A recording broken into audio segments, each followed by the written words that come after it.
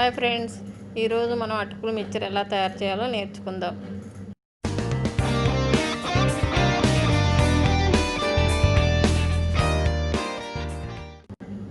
కావాల్సిన పదార్థాలు: అటుకులు, పుట్నాలు, ఆనియన్స్, పచ్చిమిర్చి, పల్లీలు, సాల్ట్, ఆయిల్, 2 కప్పుల అటుకులు, తగినంత salt, onions 1 cup, 3 spoons oil వేసుకొని బాగా కలుపుకోవాలి. ఇవి పలసటి అటుకులు అయితే బాగుంటాయి.